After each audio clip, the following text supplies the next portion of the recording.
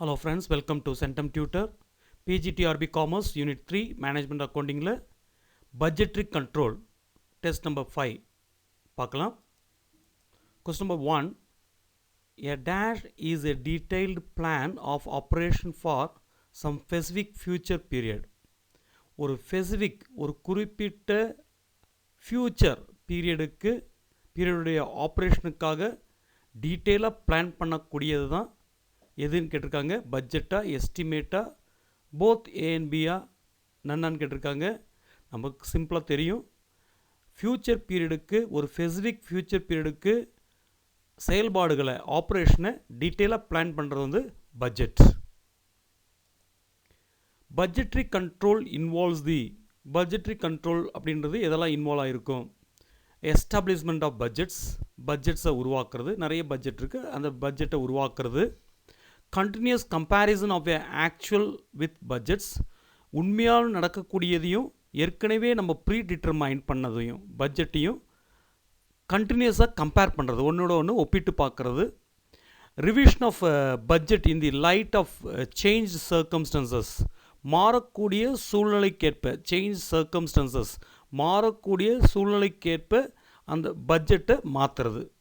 All the above, இது எல்லாமே. இதில் எது வந்து பட்ஜெட்ரி கண்ட்ரோலில் இருக்கக்கூடியதுன்னு கேட்குறாங்க. இதில் வந்து ஆன்சர் வந்து all the above. Budgetary control அப்படின்றதே ஃபஸ்ட்டு பட்ஜெட்டை எஸ்டாப்ளிஷ் பண்ணணும், உருவாக்கணும். அப்புறம் உண்மையால் நடக்கக்கூடிய விஷயத்தையும் இந்த பட்ஜெட்டையும் ஒப்பிட்டு பார்க்கணும். சூழ்நிலைக்கேற்ப அந்த பட்ஜெட்டில் சில திருத்தங்களை கொண்டு வரணும். இதுதான் பட்ஜெட்ரி கண்ட்ரோலில் இருக்கக்கூடிய steps. So all the above is the correct answer. Question number 3. Dash is a written document or booklet which specifies the objectives of the budgeting organization and procedures. ஒரு ரிட்டன் டாக்குமெண்ட், ஒரு எழுதப்பட்ட ஒரு பத்திரம் இல்லைன்னா booklet அப்படின்னு சொல்லலாம். அதில் குறிப்பிடப்பட்டிருக்கும், ஸ்பெசிஃபை பண்ணியிருப்பாங்க. எதை பற்றி குறிப்பிடப்பட்டிருக்குன்னு கேட்டிங்கன்னா, objectives of the budgeting organisation. அந்த பட்ஜெட்டிங் ஆர்கனைசேஷன், அதாவது இந்த பட்ஜெட்டிங் அமைப்பினுடைய நோக்கங்களும் ஆப்ஜெக்டிவ்ஸும் ப்ரொசீஜர்ஸ் வழிமுறைகளும் குறிப்பிடப்பட்டிருக்கும். ஒரு ரிட்டன் டாக்குமெண்ட்டு, அதாவது எழுதப்பட்ட ஒரு பத்திரம், அதில் எது குறிப்பிடப்பட்டிருக்கும்? ஒரு பட்ஜெட் அமைப்பினுடைய திட்டமிடக்கூடிய அமைப்பினுடைய நோக்கங்களையும் ஆப்ஜெக்டிவ்ஸையும் ப்ரொசீஜர்ஸ் வழிமுறைகளையும் குறிப்பிடப்பட்டிருக்கும். அந்த டாக்குமெண்ட்டுக்கு பேர் என்ன? பட்ஜெட்ரி கண்ட்ரோலா, எஸ்டிமேட்ஸ் தான், பட்ஜெட் மேனுவலா, நன் ஆஃப் தீஸான்னு கேட்டிருக்காங்க. So it is a budget manual. இந்த பட்ஜெட் மேனுவல்ன்றது ஒரு ரிட்டன் டாக்குமெண்ட். அந்த டாக்குமெண்ட்டில் தான் ஒரு பட்ஜெட் ஆர்கனைசேஷனுடைய ஆப்ஜெக்டிவ்ஸையும் ப்ரொசீஜர்ஸையும் ஸ்பெசிஃபை பண்ணியிருப்பாங்க. Question number 4.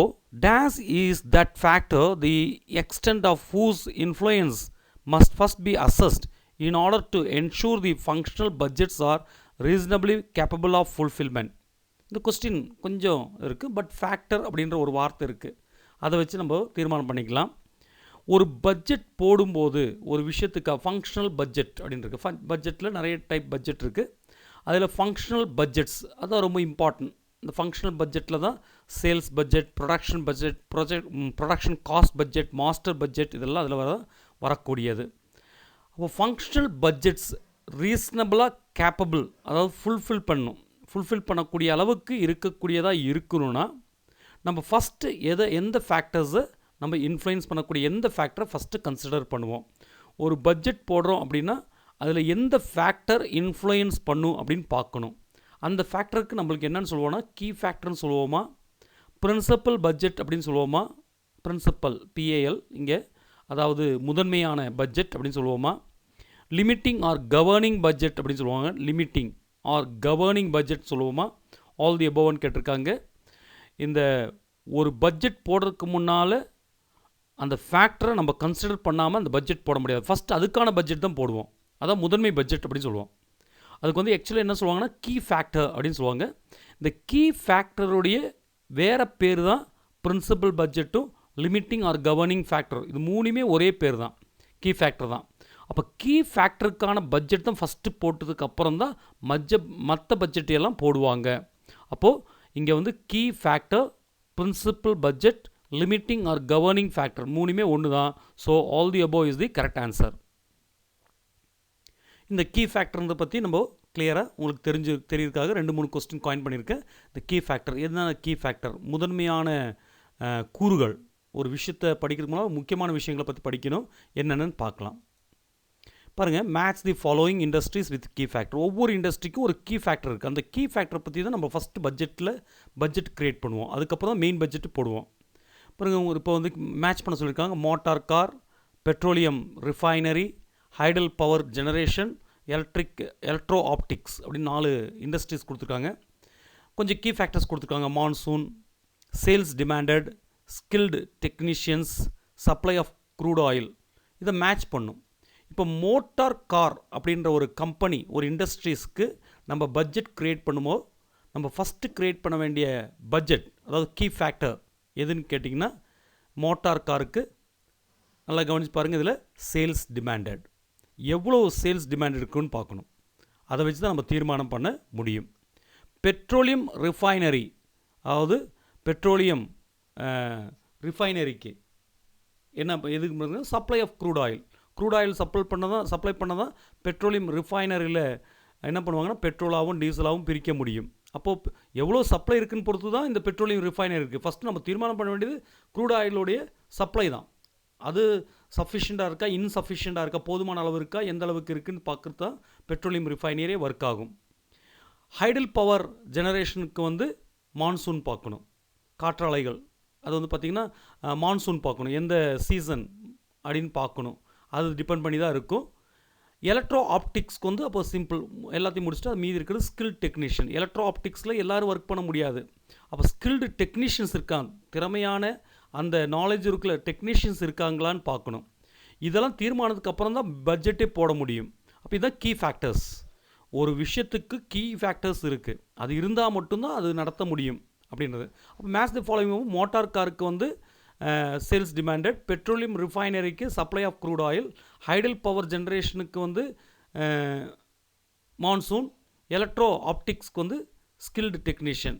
அதில் ஆப்ஷன் எதுன்னு பார்த்தீங்கன்னா A option is the correct answer. A தான் கரெக்டாக மேட்ச் பண்ண முடியும். கரெக்டாக மேட்ச் பண்ணிக்கலாம். 1க்கு பியும், 2க்கு டியும், 3க்கு ஏவும், 4க்கு சியும் மேட்ச் பண்ணியிருக்காங்க. Question number 6. Which one of the following is not functional budget? இதில் எது ஃபங்க்ஷனல் பட்ஜெட் கிடையாது? Functional budget, day to day affair. Functional budget அப்படின்னு பார்க்கும்போது சேல்ஸ் பட்ஜெட்டாக, ப்ரொடக்ஷன் பட்ஜெட்டாக, ரோலிங் பட்ஜெட்டாக, மாஸ்டர் பட்ஜெட்டாக. இப்போ 4 பட்ஜெட் கொடுத்துருக்காங்க. இதில் நம்ம கவனிக்க வேண்டியது ஃபங்க்ஷனல் பட்ஜெட் கேட்கல, நாட் ஃபங்க்ஷனல். எது ஃபங்க்ஷனல் பட்ஜெட் கிடையாதுன்னு கேட்டிருக்காங்க.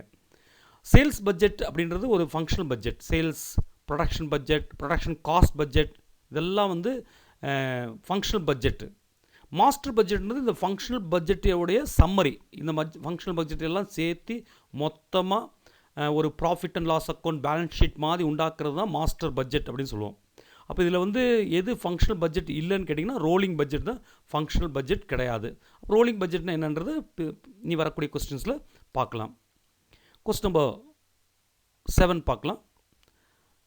There will be always a budget for a year in advance. எப்போதும் ஒரு பட்ஜெட்டை வந்துட்டு அட்வான்ஸாக ப்ரிப்பேர் பண்ணிடுவாங்க. ஒரு வருஷத்துக்கான பட்ஜெட்டை அட்வான்ஸாக ப்ரிப்பேர் பண்ணிடுவாங்க. நம்மளுக்கு நல்லா தெரியும். ஒரு வருஷத்துக்கான பட்ஜெட் தான் எப்போதும் ப்ரிப்பேர் பண்ணுவாங்க. But new budget is prepared. அதுக்கப்புறம் ஒரு புதிய பட்ஜெட் உருவாக்குவாங்க.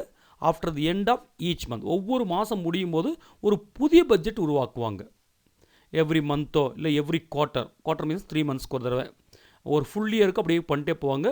ஒரு வருஷத்துக்கு வர்றது ஒரு மந்த்தோட எண்டில் வரக்கூடியது, இல்லைனா அடுத்து ஒரு குவார்ட்டரோட எண்டில் வர்றது அடுத்த மந்த்துக்கு கொண்டு போயிடுவாங்க அந்த பட்ஜெட்டை. அப்படி ஒரு பட்ஜெட், ஒரு ஃபுல் இயர் பட்ஜெட்டும் போட்டுருவாங்க. அதுக்கப்புறம் ஒவ்வொரு மாத பட்ஜெட் இல்லைனா ஒவ்வொரு குவார்ட்டர் பட்ஜெட் போட்டு அந்த ஒவ்வொரு மாதம் அப்படியே ஒரு மாதத்தில் வரக்கூடிய எண்டை அடுத்த மாதத்துக்கு கொண்டு போவாங்க. அப்படி கொண்டு போயிட்டே வருவாங்க. அந்த பட்ஜெட்டுக்கு என்ன பேருன்னு கேட்டிருக்காங்க. ரோலிங் ஆர் ப்ரோக்ரஸிவ் பட்ஜெட்டாக, கரண்ட் பட்ஜெட்டாக, கேஷ் பட்ஜெட்டாக, ஆப்ரேட்டிங் பட்ஜெட்டான்னு கேட்டிருக்காங்க. சிம்பிள். ஒவ்வொரு மாதம் வரக்கூடியது அடுத்த மாதம் கொண்டு போயிட்டே இருப்பாங்க. இல்லை ஒவ்வொரு குவார்ட்டருக்கு வரது அடுத்த மாதம் கொண்டு போயிட்டே இருப்பாங்கன்றது ரோல் ஆகிட்டே போகும், ப்ரோக்ரஸ் ஆகிட்டே போகும். So it is called progressive or rolling budget. Question number 8. DAS is a summary budget incorporating or functional budget in capsule form. ஒரு கேப்சியூல் ஃபார்மில் சம்மரின்றது கேப்சியூல், ஒரு சுருக்கமான முறையில் எல்லா ஃபங்க்ஷனல் பட்ஜெட்டையும் ஒன்றா சேர்த்தி கொடுக்கக்கூடிய ஒரு பட்ஜெட்டுக்கு பேர் என்னென்னு கேட்டிருக்காங்க. கேஷ் பட்ஜெட்டாக, ரிசர்ச் பட்ஜெட்டாக, மாஸ்டர் பட்ஜெட்டாக, பர்சனல் பட்ஜெட்டான்னு கேட்டிருக்காங்க. ஆல்ரெடி நம்ம டிஸ்கஸ் பண்ணோம். It is called master budget. Master budget தான் ஒரு சம்மரி ஆஃப் பட்ஜெட். இந்த ஃபங்க்ஷனல் பட்ஜெட் எல்லாமே மொத்தமாக சேர்த்து ஒரு கேப்சூல் ஃபார்மில் கொடுக்கறது மாஸ்டர் பட்ஜெட். அதாவது profit and loss account balance sheet form மாதிரி கொடுக்கறது இந்த master budget. Question number 9. A DAS is a summary statement of the firm's expected cash inflows and outflows over a projected time period. ஒரு குறிப்பிடப்பட்ட ஒரு time பீரியடுக்கு எவ்வளோ cash inflow, எவ்வளோ cash வரும், எவ்வளோ கேஷ் வெளியே போகும் ஒரு ஃபேம், ஒரு ஸ்தாபனத்தோடது அப்படின்றதுடைய சம்மரியாக கொடுக்கக்கூடிய ஒரு ஸ்டேட்மெண்ட்டுக்கு பேர் மாஸ்டர் பட்ஜெட்டாக, கேஷ் பட்ஜெட்டாக, மெட்டீரியல் பட்ஜெட்டாக நன்னான்னு கேட்டிருக்காங்க. It's very simple to understand. ஏன்னா cash inflow and cash outflow சொல்கிறது வந்து கேஷ் பட்ஜெட். கேஷ் பட்ஜெட் தான் ஒரு ப்ரொஜெக்டட் பீரியடுக்கான cash inflows and outflows expected, எவ்வளோ கேஷ் வரும், எவ்வளோ கேஷ் போகும் அப்படின்னு ஒரு சம்மரியாக கொடுக்குறது cash budget. Question number 10. Methods of preparing a cash budget. ஒரு கேஷ் பட்ஜெட் எந்த மெத்தடில் ப்ரிப்பேர் பண்ணுவோம்? ரெசிப்ட்ஸ் அண்ட் பேமெண்ட்ஸ் மெத்தட்லையா, பேலன்ஸ் ஷீட் மெத்தட்லையா, அட்ஜஸ்டட் ப்ராஃபிட் ஆர் லாஸ் மெத்தட்லையா, இல்லை ஆல் தி அபவ்னு கேட்டிருக்காங்க. கேஷ் பட்ஜெட்டை எப்போதும் 3 மெத்தட்ஸில் ப்ரிப்பேர் பண்ணுவோம். ரெசிப்ட்ஸ் அண்ட் பேமெண்ட் மெத்தட்லையும் ப்ரிப்பேர் பண்ணுவோம். ரெசிப்ட்ஸில் எடுத்துருவோம், பேமெண்ட்டில் எடுத்துருவோம். மெயினாக தான் நம்ம படிக்கக்கூடிய மெத்தட். இன்னொன்று வந்து பேலன்ஸ் ஷீட் மெத்தட், பின்ன adjusted profit and loss method அப்படின்னு இருக்குது. இந்த 3 மெத்தட்லையுமே கேஷ் பட்ஜெட்டை ப்ரிப்பேர் பண்ணலாம். So all the above is the correct option. Question number 11. Sales budget ஈஸியாக. சேல்ஸ் பட்ஜெட்ன்றது என்ன? ஃபங்க்ஷனல் பட்ஜெட்டாக, மாஸ்டர் பட்ஜெட்டாக, ஃப்ளெக்சிபிலிட்டி பட்ஜெட்டாக, ஆல் தி அபவ்னு கேட்டிருக்காங்க. It's very simple, already discussed. Functional budget அப்படின்னாலே சேல்ஸ் பட்ஜெட், ப்ரொடக்ஷன் பட்ஜெட், அதே மாதிரி ப்ரொடக்ஷன் காஸ்ட் பட்ஜெட், இதெல்லாமே வந்து சேல்ஸ் பட்ஜெட்டில் வந்துடும். இந்த சேல்ஸ் பட்ஜெட்ன்றது ப்ரொடக்ஷன் பட்ஜெட்டை டிபெண்ட் பண்ணி இருக்கும். It's a functional budget. Functional budget. Question number 12. In case of plant the principal budget factor may be. ஒரு பிளான்ட் அப்படின்னு வச்சுக்கோங்க, ஒரு மிஷினரி, ஒரு பிளான்ட் அப்படின்னு வச்சுக்கலாம், ஒரு பொறி இயந்திரம். அந்த பொறி இயந்திரம் அப்படின்றது ஒரு மொத்தமாக இயந்திரத்தினுடைய மொத்தமாக எல்லா இயந்திரங்களும் சேர்ந்த மொத்தத்துக்கு பேர் தான் பிளான்ட் அப்படின்னு சொல்கிறோம். அந்த பொறி அப்படின்னு சொல்லுவோம், பொறி இயந்திரங்கள் அப்படின்னு சொல்லுவோம். இந்த பிளான்ட்ன்றது ஒரு பிரின்சிபல் பட்ஜெட் ஃபேக்டர். எது இதோடைய பிரின்சிபல் பட்ஜெட் ஃபேக்டர், அதாவது கீ ஃபேக்டர். பிரின்சிபல் பட்ஜெட் ஃபேக்டர்னாலும் கீ ஃபேக்டர்னாலும் ஒன்று தான் பார்த்தோம். அந்த ஃபேக்டர் எது? இன்சஃபிஷியன்ட் கெப்பாசிட்டியா, ஷார்ட்டேஜ் ஆஃப் எக்ஸ்பீரியன்ஸ் சேல்ஸ்மேனா, general storage of shortage of பவரா நன்னான்னு கேட்டிருக்காங்க. ஒரு பிளான்ட் அப்படின்னு வரும்போது நம்ம கவனிக்க வேண்டிய விஷயம் அதோடைய கெப்பாசிட்டி தான். அப்போ இன்சஃபிஷியன்ட் கெப்பாசிட்டி தான் ஒரு principal budget factor. Insufficient capacity, போதுமான அளவு கெப்பாசிட்டி இல்லாமல் போகிறது தான் நம்ம கவனிக்க வேண்டியதாக இருக்கும். அப்போ in case of plant the principal budget factor may be insufficient capacity. So option A is the correct answer. Question number 13. The difference between fixed and variable cost has a special significance in the preparation of. The fixed காஸ்ட்டையும் variable காஸ்ட்டையும் ஒரு special சிக்னிஃபிகன்ஸாக முக்கியத்துவம் கொடுத்து எடுப்போம். எந்த பட்ஜெட்டில்? Flexible பட்ஜெட்டில் எடுப்போமா, master பட்ஜெட்டில் எடுப்போமா, கேஷ் பட்ஜெட்டில் எடுப்போமா, ஆல் தி அபவான்னு கேட்டிருக்காங்க. நம்ம ஏற்கனவே நீங்கள் படிப்பீங்க, டிகிரியில், பிஜி, யூஜிலெலாம் படிச்சிருப்போம். இந்த ஃபிக்ஸட் காஸ்ட்டையும் வேரியபிள் காஸ்ட்டையும் டிஃப்ரென்ஸ் பண்ணக்கூடிய ஒரு அதுக்கு முக்கியத்துவம் கொடுத்து ப்ரிப்பேர் பண்ணக்கூடிய ஒரு பட்ஜெட் வந்து ஃப்ளெக்சிபிள் பட்ஜெட். ஏன்னா நம்மளுக்கு தெரியும் மாஸ்டர் பட்ஜெட்டை சொல்லிட்டோம். மாஸ்டர் பட்ஜெட்ன்றது எல்லா ஃபங்க்ஷனல் பட்ஜெட்டுடைய ஒரு சம்மரின்னு சொல்லிட்டோம். கேஷ் பட்ஜெட் அப்படின்றது estimated cash inflows and cash outflows. ஒரு வருஷத்தில் நம்ம எக்ஸ்பெக்ட் பண்ணக்கூடிய கேஷ் இன்ஃப்ளோ, கேஷ் அவுட்ஃப்ளோ சொல்கிறத கேஷ் பட்ஜெட்னு பார்த்துட்டோம். அப்போ வேரியபிள் காஸ்ட்டுக்கும் ஃபிக்ஸட் காஸ்ட்டுக்கும் உள்ள டிஃப்ரென்ஸை முக்கியத்துவம் கொடுக்கக்கூடிய ஒரு பட்ஜெட் வந்து flexible budget. Question number 14. The budget that is prepared first of all is. First prepare பண்ணக்கூடிய பட்ஜெட் கேஷ் பட்ஜெட்டா, மாஸ்டர் பட்ஜெட்டா, பட்ஜெட் ஃபார் கீ ஃபேக்டரா, நன் ஆஃப் தீஸ்ன்னு கேட்டிருக்காங்க. Already discuss. எந்த ஒரு பட்ஜெட் ப்ரிப்பேர் பண்ணுறதா இருந்தாலும் எல்லா பட்ஜெட்டுக்கும் முதல்ல ப்ரிப்பேர் பண்ணுறது பட்ஜெட் ஃபார் கீ ஃபேக்டர்ஸ். அதுதான் தீர்மானிக்கணும். அதுக்கப்புறம் தான் நம்ம பட்ஜெட்டே உருவாக்க முடியும். பட்ஜெட் ஃபார் கீ ஃபேக்டர் தான் தீர்மானிப்போம். ஃபஸ்ட்டு ப்ரிப்பேர் பண்ண வேண்டிய budget. Question number 15. In case of materials the key factor maybe. இப்போ நம்ம ஏற்கனவே பார்த்தோம் பிளான்ட்டுக்கு எது கீ ஃபேக்டர்னு பார்த்தோம். அது மெட்டீரியல்ஸ் அப்படின்னு பார்க்கும்போது கீ ஃபேக்டர் எது? இன்சஃபிஷியன்ட் அட்வர்டைஸிங்கா, ரெஸ்ட்ரிக்ஷன் இம்போஸ்ட் பை கோட்டாவா, லோ மார்க்கெட் டிமாண்டா, நன் ஆஃப் தீஸான்னு கேட்டிருக்காங்க. ஒரு மெட்டீரியல் அப்படி வரும்போது நம்ம கவனிக்க வேண்டியது மெட்டீரியல் கிடைக்கிறதுக்கான ப்ராப்ளம். மெட்டீரியல் கிடைக்கிறதுக்கு என்ன ப்ராப்ளம் இருக்குது? அட்வர்டைஸ்மெண்ட் கிடையாது, டிமாண்ட் கிடையாது, லோ மார்க்கெட் டிமாண்டை பற்றி மார்க்கெட்டுக்கு சம்மந்தம் கிடையாது. Restriction impose by quota. இதுதான் கோட்டாவில் உருவாக்கக்கூடிய ஒரு ரிஸ்ட்ரிக்ஷன். ஒரு கோட்டா இருக்கும், இவ்வளோ தான் மெட்டீரியல் வாங்க முடியும். அதில் வரக்கூடிய ரிஸ்ட்ரிக்ஷனால் தான் மெட்டீரியல் வரக்கூடியது பாதிக்கப்படும். So that is a key factor. அப்போ material, in case of material, the key factor may be restriction impose by quota. 16th question, the budget which is commonly takes the form of budgeted profit and loss account and balance sheet. நான் ஏற்கனவே சொன்னேன், budget வந்து commonly takes the form of budgeted profit and loss அக்கௌண்ட்டும் balance sheet மாதிரி இருக்கிறது. Cash பட்ஜெட்டாக, master பட்ஜெட்டாக, function production பட்ஜெட்டாக, ஃப்ளெக்சிபிள் பட்ஜெட்டான்னு கேட்டிருக்காங்க. கேஷ் பட்ஜெட் தெரியும், நம்ம estimated cash inflows and outflows, receipts and payments அதான் பார்ப்போம். ப்ரொடக்ஷன் பட்ஜெட்டில் ப்ரொடக்ஷனை பற்றி பார்ப்போம்.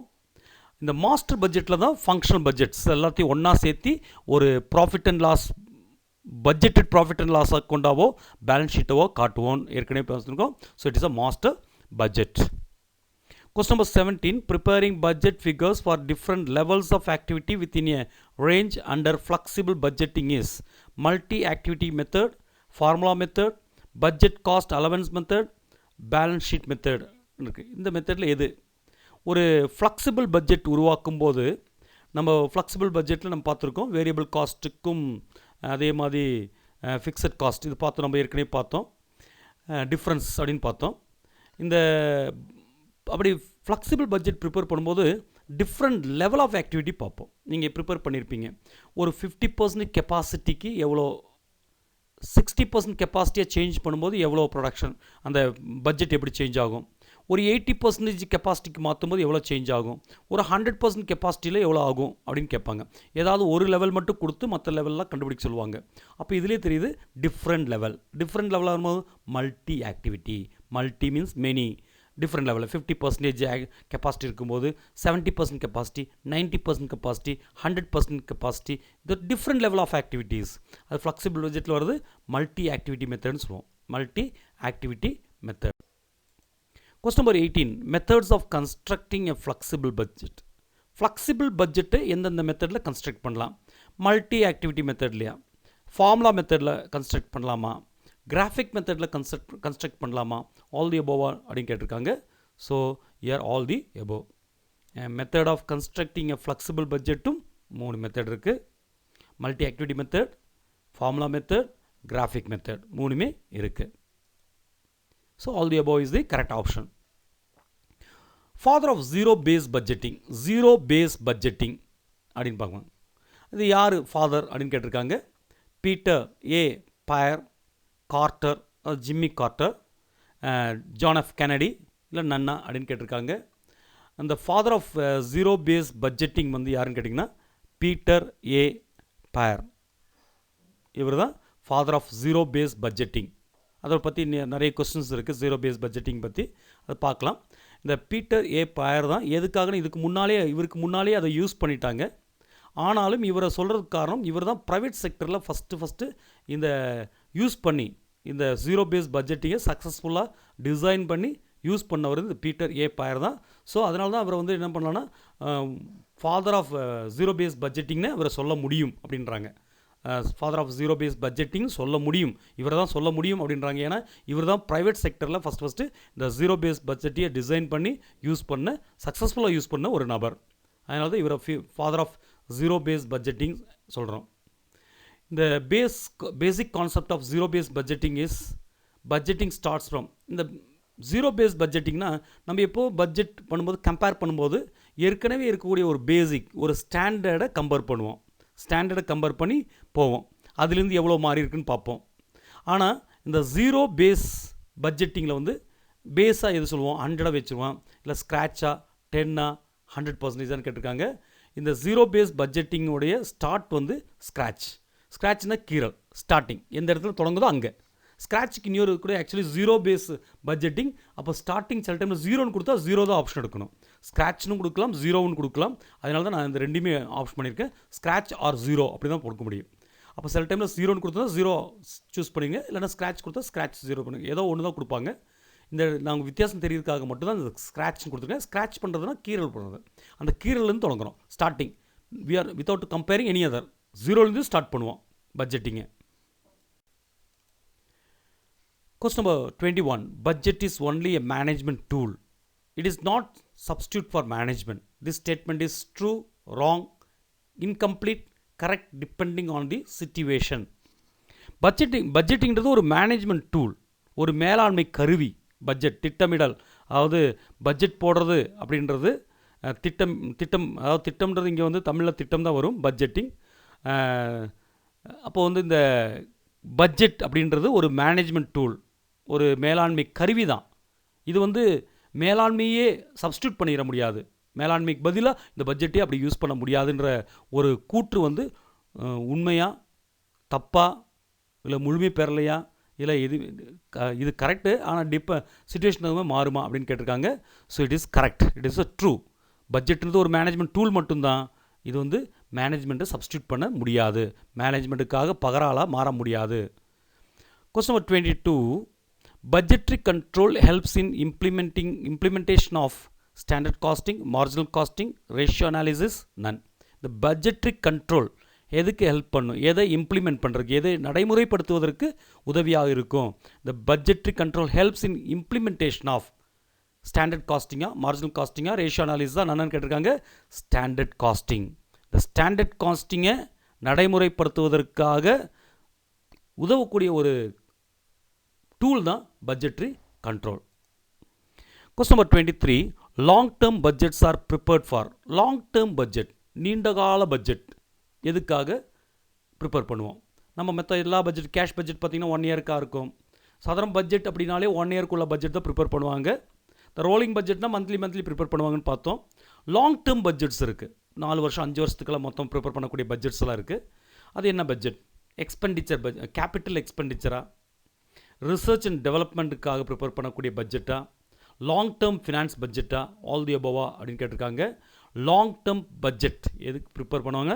இது 3க்குமே ப்ரிப்பேர் பண்ணுவாங்க. அதனால் இதை வந்து தனியாக கேட்பாங்க, which one of the following is long term budget கேட்டால் இதில் 3ல் ஏதாச்சும் ஒன்று கொடுத்தா பண்ணுவாங்க. பொதுவாக இந்த 3 தான் இருக்கும், அதனால் கவனித்து வச்சுக்கோங்க. Long term budgets are prepared for capital expenditure. Capital long term use பண்ணக்கூடிய எக்ஸ்பெண்டிச்சர், செலவு தான் capital expenditure, long term capital. அதே மாதிரி research and development long term, ஆராய்ச்சி மற்றும் வளர்ச்சிக்காக பயன்படுத்தக்கூடிய பட்ஜெட்டு. லாங் டேர்ம் ஃபினான்ஸ் அதிலே வந்துச்சு லாங் டேர்ம். இந்த all the above is the correct answer. Question number 24. Budget manual contains. இந்த ஃபஸ்ட்டு கொஸ்டினில், தேர்ட் கொஸ்டினில் பார்த்தோன்னு நினைக்கிறேன். பட்ஜெட் மேனுவல் அப்படின்றது எதுனான இருக்கும்?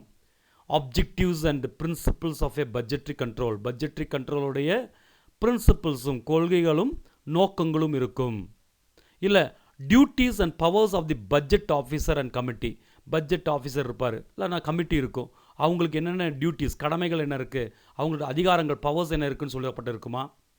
அக்கௌண்ட்ஸ் கிளாஸிஃபிகேஷன், அக்கௌண்ட்ஸை வகைப்படுத்தப்பட்டிருக்கும். அதேமாதிரி பட்ஜெட்டட் பீரியடை சொல்லியிருக்குமா? ஆல் தி அபோவ்னு கேட்டிருக்காங்க. ஒரு பட்ஜெட் மேனுவலில் இது 3மே இருக்கும். ஒரு பட்ஜெட் மேனுவல்ன்றது ஒரு பட்ஜெட்ரி கண்ட்ரோலோடைய ஆப்ஜெக்டிவ்ஸும் பிரின்சிபிள்ஸ் இருக்கும். அதே மாதிரி அந்த ப்ரொசீஜர்ஸ் அப்படின்னு பார்த்தோம். அதேமாதிரி கடமைகளும் பவர் இருக்கும். அந்த பட்ஜெட் ஆஃபீஸருடைய கமிட்டியோடைய பவரும் டியூட்டிஸும் குறிப்பிடப்பட்டிருக்கும். அக்கௌண்ட்ஸை கிளாஸிஃபை பண்ணி வகைப்படுத்தி பட்ஜெட்டட் பீரியடை சொல்லியிருப்பாங்க. இந்த all the above is the correct option for budget manual. Question number 25. Cash budget is dash budget. Cash பட்ஜெட்ன்றது என்ன பட்ஜெட்? லாங் டேர்ம் பட்ஜெட்டா, மீடியம் டேர்ம் பட்ஜெட்டா, ஷார்ட் டேர்ம் பட்ஜெட்டா, ஆல் தி அபோவ்னு கேட்டிருக்காங்க. நம்ம ஏற்கனவே லாங் டேர்ம் பட்ஜெட் அப்படின்னா எதெல்லாம்னு பார்த்துட்டோம். மீடியம் டேர்ம் பட்ஜெட்னு ஒன்று கிடையாது. அப்போது இது வந்து ஷார்ட் டேர்ம் பட்ஜெட். இந்த cash budget, sales budget, production cost budget, production budget எல்லாமே ஷார்ட் டேர்ம் பட்ஜெட் தான். Question number 26. Capacity ratio into efficiency ratio. இது நம்ம நினைப்போம் ரேஷியோன்னு வந்துச்சு, ரேஷியோ அனாலிசிஸில் வருமானு கேட்டேன். இது கிடையாது. இதெல்லாம் பட்ஜெட்ரி கண்ட்ரோலில் வரக்கூடிய ரேஷியோஸ். இந்த ரேஷியோஸ்லாம் அதாவது ஒரு பொருளை உண்டாக்குறதுக்கு எவ்வளோ டைம் ஆகும், எத்தனை ஹவர் ஆகும், டிவைடட் பை எஸ்டிமேட்டட் ஹவர் எவ்வளோ அப்படின்லாம் போட்டு கால்குலேட் பண்ணக்கூடியதான் இந்த ஒவ்வொரு ரேஷியோஸும். கெப்பாசிட்டி ரேஷியோவையும் எஃபிஷியன்சி ரேஷியோவையும் மல்டிபிள் பண்ணால் கிடைக்கிறது ஆக்டிவிட்டி ரேஷியோவா, குயிக் ரேஷியோவா, கரண்ட் ரேஷியோவா, எஃபிஷியன்சி ரேஷியோவான்னு கேட்டிருக்காங்க. It is a current ratio. Sorry, it is a activity ratio. Capacity ratio into efficiency ratio is equal to activity ratio. இது அடிக்கடி யூனிவர்சிட்டி கொஸ்டினில் கேட்கப்பட்ட ஒரு question. Capacity ratio into efficiency ratio is equal to activity ratio. ஒவ்வொரு ரேஷியோன்றது என்னன்றது பார்த்து வைக்கணும். இந்த கொஸ்டின்லாம் கொடுக்கல. ஸோ பின்னால் அந்த ரேஷியோஸ் ஒர்க் அவுட் பண்ணும்போது நான் காமிக்கல. அதில் சம்ஸ் ஒர்க் அவுட் பண்ணணும். கெப்பாசிட்டி ரேஷியோஸ் எப்படி கண்டுபிடிக்கலாம், எஃபிஷியன்சி ரேஷியோ எப்படி கண்டுபிடிக்கணும், ஆக்டிவிட்டி ரேஷியோ எப்படி கண்டுபிடிக்கணும்னு சொல்லி ஃபார்முலா இருக்குது. 3 ரேஷியோஸ் தான் இருக்குது மெயினாக இதில். இந்த பட்ஜெட்ரி கண்ட்ரோலில் 3 ரேஷியோ பற்றி நம்ம பார்க்கலாம் லேட்டர். பின்னால் வேறு ஒரு கொஸ்டினில் வேறு ஒரு வீடியோவில் நம்ம பார்க்கலாம். Question number 27. Budgetary control has become an essential tool of management for. இந்த பட்ஜெட்ரி கண்ட்ரோல் அப்படின்றது ஒரு எசென்சியல் டூல் ஆஃப் மேனேஜ்மெண்ட் இருக்கக்கூடிய மேலாண்மைக்கு ஒரு கருவி, முக்கியமான ஒரு கருவி, தேவையான ஒரு கருவியாக இருக்குது. எதுக்காக அப்படின்னு கேட்டிருக்காங்க. Controlling cost and maximising output. காஸ்ட்டை கண்ட்ரோல் பண்ணணும், செலவை கண்ட்ரோல் பண்ணி அவுட்புட்டை அதிகப்படுத்தணும். இல்லை கண்ட்ரோலிங் எக்ஸ்பென்சஸ், செலவை கண்ட்ரோல் பண்ணி இன்வென்ட்ரியை, ஸ்டாக்கை வந்து மேக்ஸிமைஸ் பண்ணும். கண்ட்ரோலிங் காஸ்ட், காஸ்ட்டை கண்ட்ரோல் பண்ணி ப்ராஃபிட்டை அதிகப்படுத்தணும். நன் ஆஃப் திஸ் அப்படின்னு கொடுத்துருக்காங்க. பட்ஜெட்ரி கண்ட்ரோல் அப்படின்றது மேனேஜ்மெண்ட்டுடைய எசென்சியல் டூலாக இருக்கிற காரணம் வந்து காஸ்ட்டை கண்ட்ரோல் பண்ணி ப்ராஃபிட்டை மேக்ஸிமைஸ் பண்ணும், லாபத்தை அதிகப்படுத்தணும். இதுதான் அவங்களுடைய பட்ஜெட்ரி கண்ட்ரோலுடைய நோக்கமே. Question number 27. The scarce factor is also known as. Scarce factor, ஸ்கேராக இருக்கக்கூடியது, பற்றாக்குறையாக இருக்கக்கூடிய ஃபேக்டர் நம்ம என்னென்னு சொல்லுவோம்? கீ ஃபேக்டர்னு சொல்லுவோமா, அப்நார்மல் ஃபேக்டர்னு சொல்லுவோமா, லிங்கிங் ஃபேக்டர்னு சொல்லுவோமா, நன் அப்படின்னு சொல்லுவோமான்னு கேட்டிங்கன்னா நம்ம ஏற்கனவே பார்த்தோம். ஸ்கேர் ஃபேக்டர் வந்து கீ ஃபேக்டர். அதான் நம்ம வந்து எப்போதும் ஒரு பட்ஜெட் உண்டாக்குறதுக்கு முன்னால் இந்த கீ ஃபேக்டர் பார்த்துருவோம். அதாவது ஒரு எது முக்கியமான ஒரு விஷயம் ஸ்கேராக இருக்குது, ரொம்ப பற்றாக்குறையாக இருக்குது. ஒரு மோட்டார் கார் எடுத்தால் டிமாண்ட், அது டிமாண்ட் வந்து இருக்கணும் மார்க்கெட்டில், அதான் ஸ்கேர் ஃபேக்டர். அப்படி ஒவ்வொரு விஷயம் மெட்டீரியலுக்கு பார்த்தோம். மெட்டீரியலுக்கு வந்து கோட்டா பார்த்தோம், ரெஸ்ட்ரிக்ஷன் இன் கோட்டா அப்படின்னு பார்த்தோம். அதே மாதிரி ஒவ்வொரு இதுக்கும் பிளான்ட் பார்க்கும்போது இன்சஃபிஷியன்ட் கெப்பாசிட்டி, போதுமான அளவுக்கு கெப்பாசிட்டி இல்லாமல் இருக்கிறது ஒரு ஃபேக்டர்னு பார்த்தோம். இதெல்லாம் கீ ஃபேக்டர். ஸ்கேர் ஃபேக்டர் வந்து கீ ஃபேக்டருக்கு வேறு பேர் இருக்குன்னு பார்த்தோம். ஏற்கனவே கொஸ்டினில் நம்ம பார்த்துருக்கோம். Question number 29. The process of budgeting include. ஒரு பட்ஜெட் செயல்முறை அப்படின்றது எதெல்லாம் இருக்கும்? ப்ரிப்பரேஷன் ஆஃப் பட்ஜெட்டா, இல்லை பட்ஜெட் கண்ட்ரோலா, இல்லை பட்ஜெட் கோஆர்டினேஷனா, ஆல் தி அபவ்னு கேட்டிருக்காங்க. ஒரு பட்ஜெட் ப்ராசஸ்ன்றது இது எல்லாமே. அதாவது ஒரு பட்ஜெட்டை ப்ரிப்பேர் பண்ணி அந்த பட்ஜெட்டை கண்ட்ரோல் பண்ணுறது என்ன, நம்ம பட்ஜெட் அப்படின்றது ப்ரீ பிளான்டு, ஏற்கனவே ஏற்கனவே தீர்மானிச்சிருக்கோம், இப்படி தான் நடக்கும்னு தீர்மானிச்சிருக்கோம். அப்புறம் ஆக்சுவலாக நடக்கும். அந்த ஆக்சுவலையும் இந்த பட்ஜெட்டையும் கம்பேர் பண்ணுறதா பட்ஜெட் கண்ட்ரோல். அப்புறம் அந்த பட்ஜெட் கோஆர்டினேட் பண்ணுவோம், ஒருங்கிணைக்கிறது. இது எல்லாமே வந்து ஒரு ப்ராசஸ் ஆஃப் பட்ஜெட்டிங் தான். அப்போ ப்ராசஸ் ஆஃப் பட்ஜெட்டிங் அப்படின்றது preparation of budget control, budget coordination. All the above is the option. Question number 30. Plant utilisation budget and manufacturing overhead budget are types of. The plant utilisation பட்ஜெட்டும் manufacturing overhead பட்ஜெட்டும். Manufacturing ஓவர்ஹெட்ன்றது இங்கே செலவு தான் overhead சொல்கிறாங்க. பட்ஜெட்டும் என்ன type? Production பட்ஜெட்டா, சேல்ஸ் பட்ஜெட்டா, காஸ்ட் பட்ஜெட்டா, மாஸ்டர் பட்ஜெட்டாக இருக்காங்க. ஏற்கனவே நம்ம பார்த்தோம். இந்த production budget, sales budget, master budget இதெல்லாமே ஃபங்க்ஷனல் பட்ஜெட்ஸுங்க. இங்கே பிளான்ட் யூட்டிலைசேஷன் பட்ஜெட்டும் மேனுஃபேக்சரிங் ஓவர்ஹெட் பட்ஜெட் அப்படின்றது cost budget. Question number 31. Who coined the concept of management accounting. Management accounting அப்படின்ற ஒரு கான்செப்டை காயின் பண்ணது யார்? RN Anthony, James H Bliss, J Batty, American Accounting Association. இதில் யார் வந்து இந்த மேனேஜ்மெண்ட் அக்கௌண்டிங்கிற ஒரு கான்செப்டை உருவாக்குனது யார் அப்படின்னு கேட்குறாங்க. James H bliss. இவர் தான் இந்த மேனேஜ்மெண்ட் அக்கௌண்டிங் அப்படின்ற ஒரு கான்செப்டை உருவாக்குன நபர். Question number 32. A flexible budget அப்படின்றது என்ன? பட்ஜெட் ஃபார் டிஃப்ரெண்ட் கெப்பாசிட்டி லெவலாக, பட்ஜெட் ஃபார் டிஃப்ரெண்ட் டிபார்ட்மெண்ட்டாக, பட்ஜெட் ஃபார் ரெசிப்ட்ஸ் அண்ட் பேமெண்ட்ஸாக, நன் ஆஃப் தி அபவான்னு கேட்டிருக்காங்க. ஏற்கனவே நம்ம பார்த்தோம். ஃப்ளெக்சிபிள் பட்ஜெட்டில் நம்ம என்ன பண்ணுவோம்னா டிஃப்ரெண்ட் கெப்பாசிட்டி லெவல் எடுப்போம். 50% கெப்பாசிட்டிக்கு எவ்வளோ, 60% கெப்பாசிட்டிக்கு எவ்வளோ, 80% கெப்பாசிட்டிக்கு எவ்வளோ, 100% கெப்பாசிட்டிக்கு எவ்வளோன்னு சொல்லி நம்ம ஃப்ளெக்சிபிள் பட்ஜெட் ப்ரிப்பேர் பண்ணுவோம். ஸோ ஃப்ளெக்சிபிள் பட்ஜெட்ன்றது budget for different capacity levels. அதான் மல்டி ஆக்டிவிட்டி அப்படின்னு பார்த்தோம். Question number 33. Zero based budget is originated from. இந்த ஜீரோ பேஸ்ட் பட்ஜெட் அப்படின்றது எங்கே உருவானது? யூஎஸ்எஸ்ஆர் அதாவது யுனைடெட் சோவியத் சோசியலிஸ்டிக் ரிப்பப்ளிக்கா, அது பழையது இப்போ உடஞ்சிருச்சு. இப்போ ரஷ்யான்னு மட்டும்தான் இருக்குது. ரஷ்யாவும் அந்த 15 நாடுகள் பிரிஞ்சிச்சு, அதெல்லாம் சேர்ந்து தான் யுஎஸ்எஸ்ஆர்னு சொல்கிறோம். யுஎஸ்ஏ யுனைடெட் ஸ்டேட் அமெரிக்காவா, யுனைடெட் அரப் எமிரேட்ஸா, இல்லை யுனைடெட் கிங்டமான்னு கேட்குறாங்க. இந்த ஜீரோ பேஸ் பட்ஜெட் வந்து ஒரிஜினேட் ஆன கண்ட்ரி வந்து USA, United States of India. Question number 34, zero base budget ZBB அப்படின்றது zero base budget technique was first used by US Department of Agriculture இந்த இயர். ஃபஸ்ட் நம்ம சொன்னோம் யூஎஸ்ஏல தான் யூஸ் பண்ணோன்னு சொன்னோம். யுனைடெட் ஸ்டேட்டோடைய டிபார்ட்மெண்ட் ஆஃப் அக்ரிகல்ச்சர் தான் இந்த டெக்னிக் யூஸ் பண்ணாங்க. விச் இயர் அப்படின்னு கேட்குறாங்க. 1970, 1961, 1980 இல்லை இதுவுமே இல்லையான்னு கேட்டிருக்காங்க. ஸோ 1961 தான் இதை யூஸ் பண்ணாங்க. Question number 35, which USA president issue mandate asking for use of zero-based budget technique throughout the federal government agencies in the year 1979. எந்த USA president ஒரு mandate issue பண்ணார், கண்டிப்பாக நீங்கள் யூஸ் பண்ணணும் இந்த ஜீரோ பேஸ் பட்ஜெட். ஆக்சுவலி சாதாரணமாக நம்ம உண்டாக்கக்கூடிய பட்ஜெட் இருக்குது. Sales budget, cash budget, flexible budget, இப்படி நிறைய பட்ஜெட் படித்தோம்.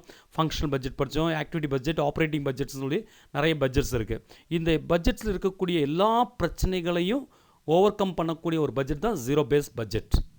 அந்த ஜீரோ பேஸ் பட்ஜெட் டெக்னிக்கை வந்து 1979 எல்லா ஃபெடரல் கவர்மெண்ட்டும், அதுவும் அமெரிக்காவில் இருக்கக்கூடிய 50 கவர்மெண்ட், எல்லா ஃபெடரல் கவர்மெண்ட், நிறைய கவர்மெண்ட்ஸ் இருக்குது, ஒவ்வொரு ஸ்டேட்ஸ் இருக்குது. அந்த ஃபெடரல் கவர்மெண்ட், அது எல்லா ஸ்டேட்ஸையும் சேர்த்து ஃபெடரல் கவர்மெண்ட் சொல்கிறோம். இந்த ஃபெடரல் கவர்மெண்ட் ஏஜென்சிஸ் வந்து கண்டிப்பாக இந்த ஜீரோ பேஸ் பட்ஜெட் யூஸ் பண்ணும் அப்படின்னு சொல்லி 1979 அனௌன்ஸ் பண்ண யூஎஸ்ஏ பிரசிடென்ட் யாருன்னு கேட்டிருக்காங்க. ஜிம்மி கார்ட்டரா, ஜான் எஃப் கெனடியா, ரிச்சர்ட் நிக்சனா, ஜெரால்டு ஃபோர்டான்னு கேட்டிருக்காங்க. So it is Jimmy Carter தான் ஃபஸ்ட்டு இவர் தான் பாப்புலரைஸ் பண்ணார். இந்த ஜீரோ பேஸ் பட்ஜெட்டை ஃபஸ்ட்டு அமெரிக்காவில் வந்துட்டு மேண்டேட் பண்ணி அதை பாப்புலரைஸ் பண்ணது வந்து ஜிம்மி கார்ட்டர். நம்ம ஏற்கனவே பார்த்தோம் பீட்டர் பயர் பார்த்தோம். இவர் தான் என்ன பண்ணாருன்னா ப்ரைவேட் செக்டரில் ப்ரைவேட் செக்டருக்காக டிசைன் பண்ணி அதை சக்ஸஸ்ஃபுல்லாக இம்ப்ளிமெண்ட் பண்ணவர் வந்து பீட்டர் அப்படின்னு பயர் பார்த்தோம். இந்த பீட்டர் பயர் தான் அதெல்லாம் ஃபாதர் ஆஃப் ஜீரோ பேஸ் பட்ஜெட்டிங்னு சொல்கிறோம். ஃபஸ்ட்டு அமெரிக்கன் இந்த அக்ரிகல்ச்சர் டிபார்ட்மெண்ட்டில் தான் யூஸ் பண்ணாங்க zero base budgeting. So thank you for வாட்சிங் திஸ் வீடியோ. இதுக்கு அடுத்த வீடியோவில் நம்ம வந்து ஏற்கனவே இந்த யூனிட் 3 இட்ஸ் நாட் கம்ப்ளீட்டட். நம்ம ஒரு டாப்பிக்காக பார்த்தோம். ரேஷியோ அனாலிசிஸ் பார்த்தோம். 2 வீடியோவில் பார்த்தோம். ஒரு வீடியோவில் கேஷ் ஃப்ளோ ஸ்டேட்மெண்ட்டும், ஒரு வீடியோவில் ஃபண்ட் ஃப்ளோ ஸ்டேட்மெண்ட் பார்த்தோம். இந்த வீடியோவில் வந்து 5th வீடியோவில் வந்துட்டு நம்ம இப்போ பட்ஜெட்டிங், அதாவது பட்ஜெட்ரி கண்ட்ரோல் பற்றி பார்த்தோம். இனி இந்த இன்ட்ரடக்ஷன், இந்த மேனேஜ்மெண்ட் அக்கௌண்டிங்னா என்ன, அதோடைய பெனிஃபிட்ஸும் அதுமாதிரி கம்பேரிட்டிவ் ஸ்டேட்மெண்ட் இருக்குது, ஃபினான்ஸ் ஸ்டேட்மெண்ட்ஸ் இருக்குது. அந்த ஸ்டேட்மெண்ட்லாம் நெக்ஸ்ட் வீடியோவில் பார்க்கலாம். தேங்க்யூ ஃபார் வாட்சிங் this video. Thank you very much. Wish all the best.